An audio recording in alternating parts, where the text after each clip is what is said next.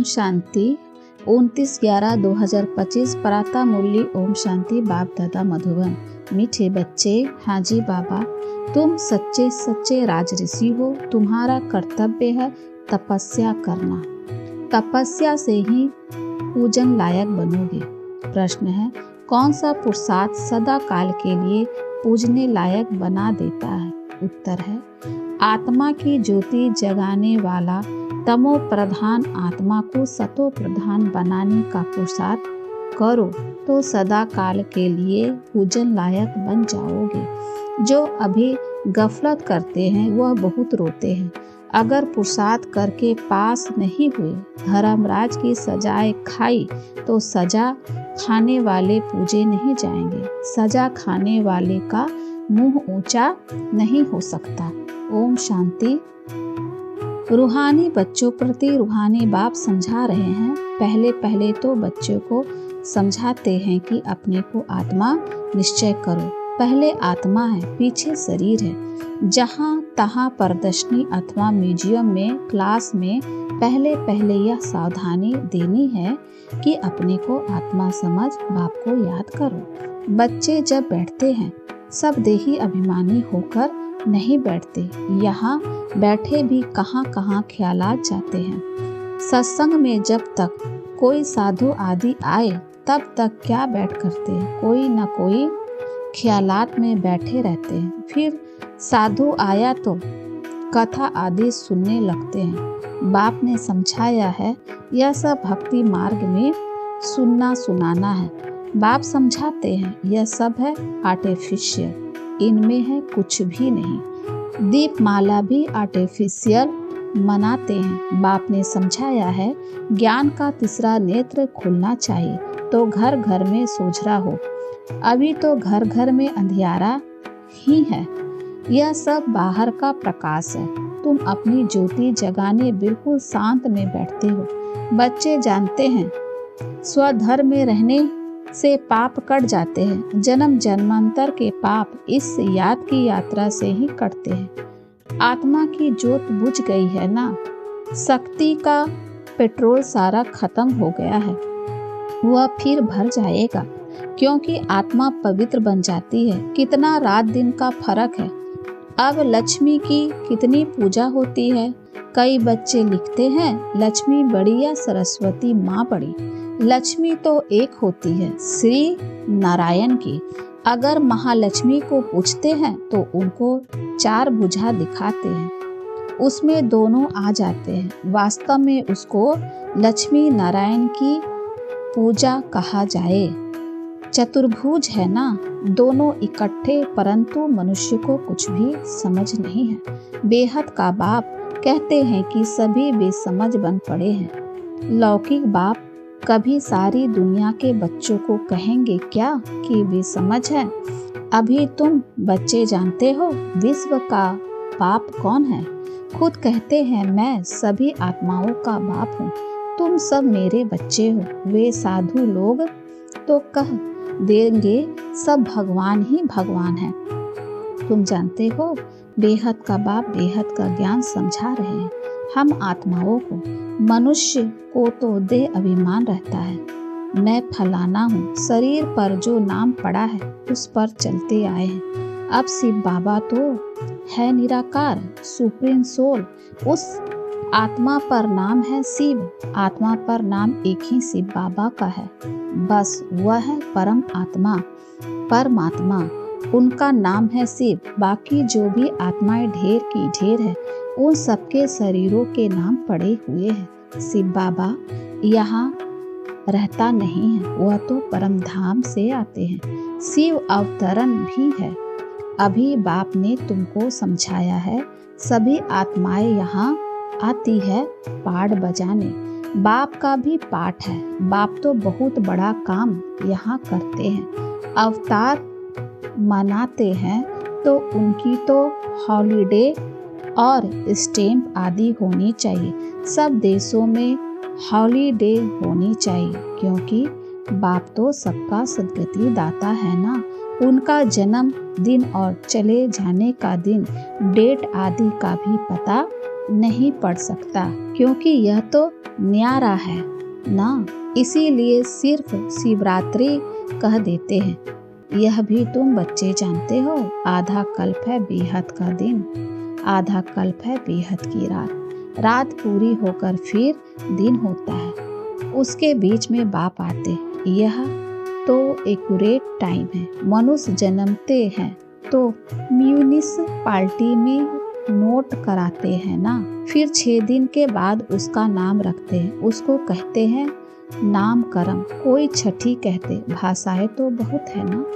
लक्ष्मी की पूजा करते हैं, आतिशबाजी जलाते। तुम पूछ सकते हो जो लक्ष्मी का त्योहार आप मनाते हो, यह कब तख्त पर बैठी है? तख्त पर बैठने का ही कारोनेशन मनाते हैं, उनका जन्म नहीं मनाते। लक्ष्मी का चित्र थाली में रख उनसे धन मांगते हैं, बस और कुछ नहीं।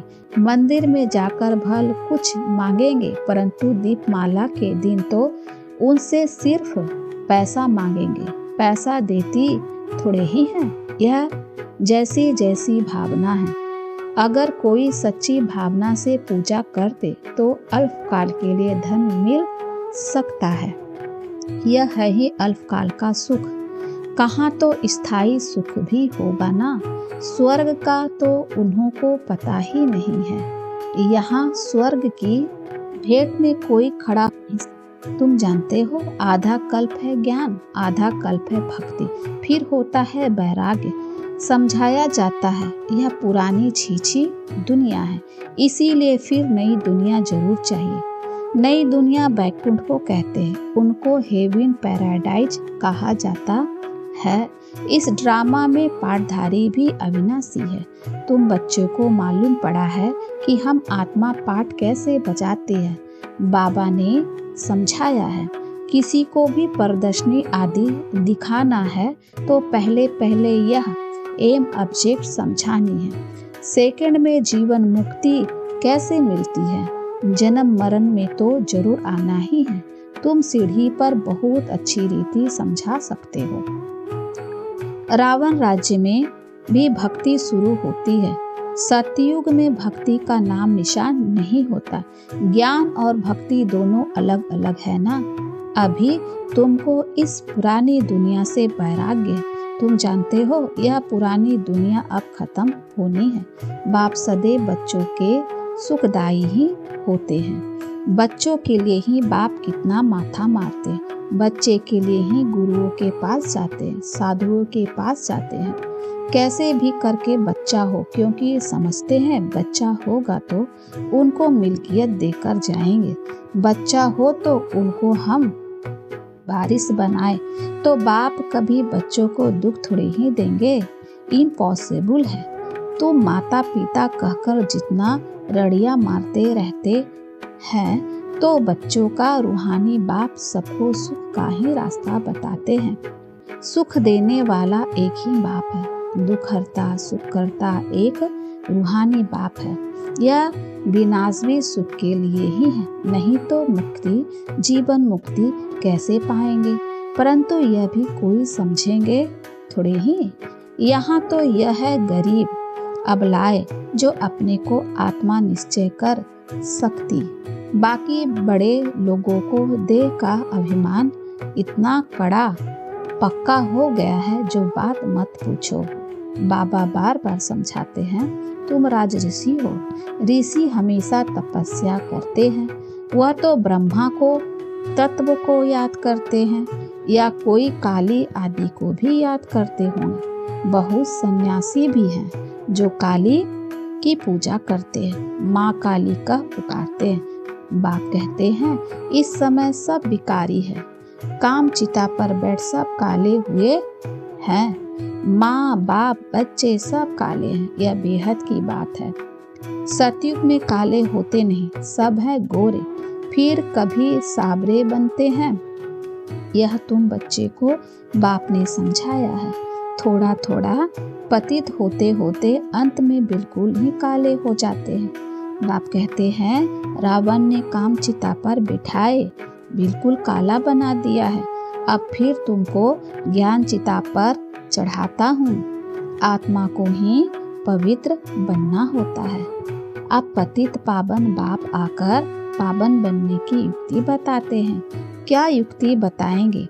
परंतु तुम किसी को समझाओ तो कोटों में कोई ही समझकर ऊंच पद पाते हैं। अभी तुम बाप से अपना वर्षा ले आए हो 21 जन्मों के लिए। तुम आगे चलकर बहुत सत्कार करोगे। तुमको अपनी पढ़ाई का सब पता पड़ेगा। जो अभी गफलत करते हैं फिर बहुत रोएंगे। सजाएं भी तो बहुत होती है ना, फिर पद भी भ्रष्ट हो जाता है। मुंह ऊंचा कर नहीं सकेंगे। इसीलिए बाप कहते हैं, मीठे मीठे बच्चों, पुरुषार्थ कर पास हो जाओ। जो कुछ भी सजा नहीं खानी पड़े, तब पूजन लायक भी बनोगे।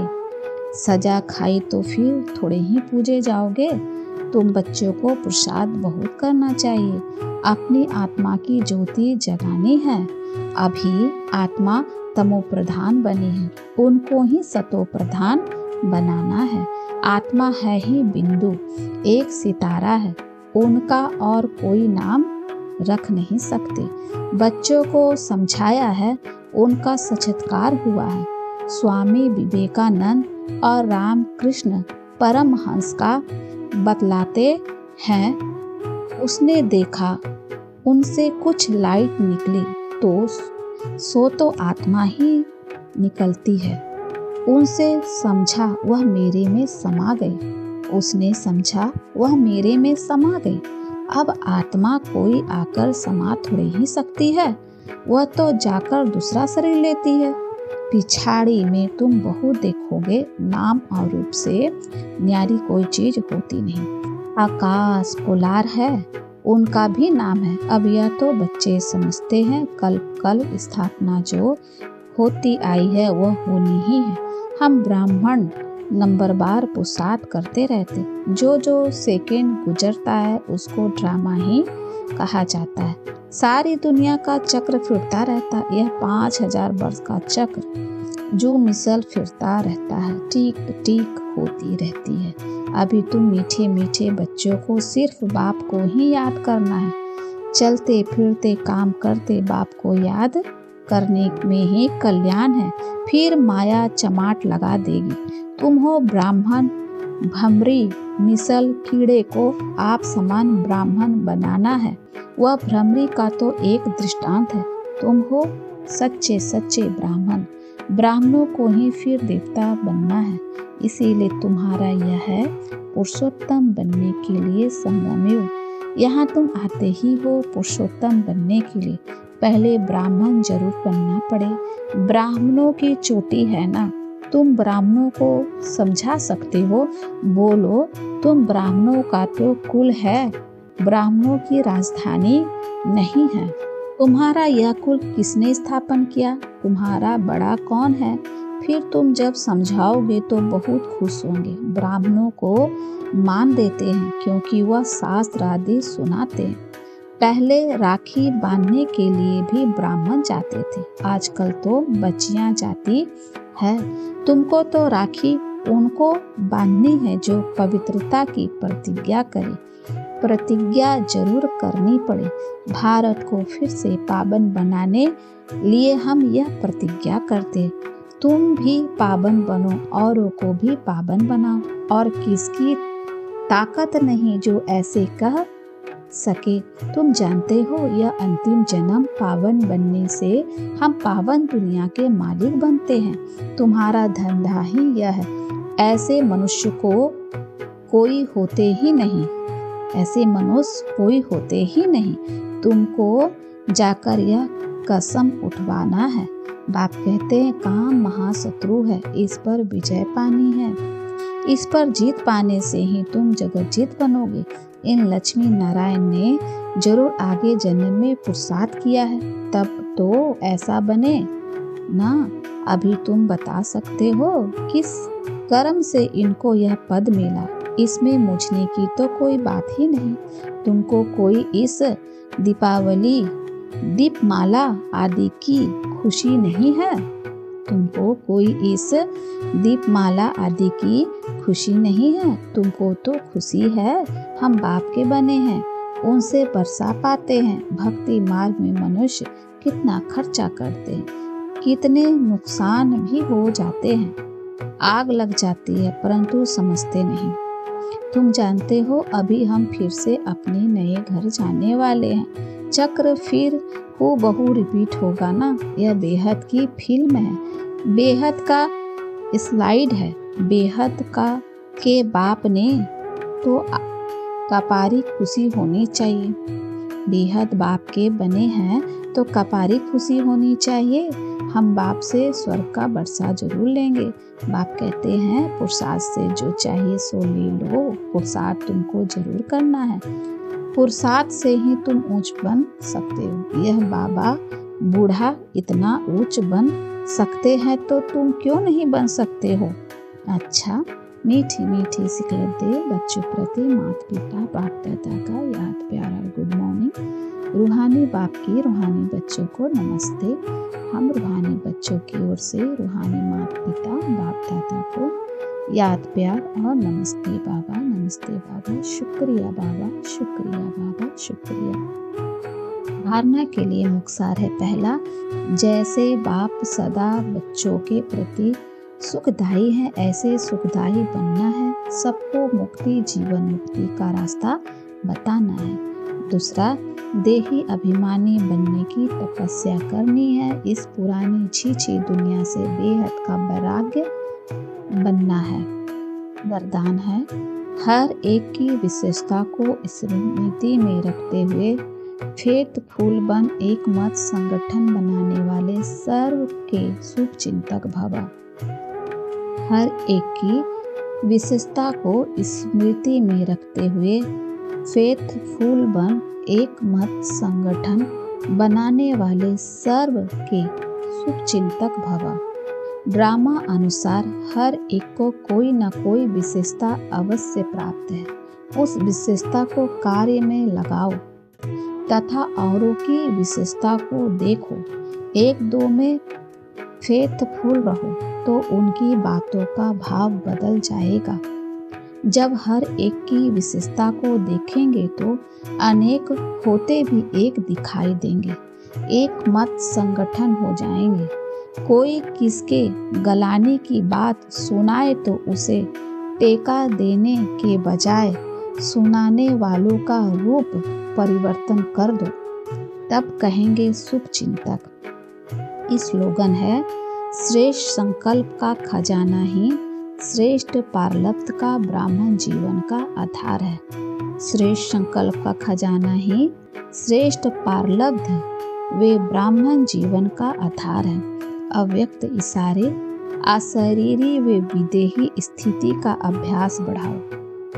अगर सेकंड में विदेही बनने का अभ्यास नहीं होगा तो लास्ट घड़ी भी युद्ध में ही जाएगी।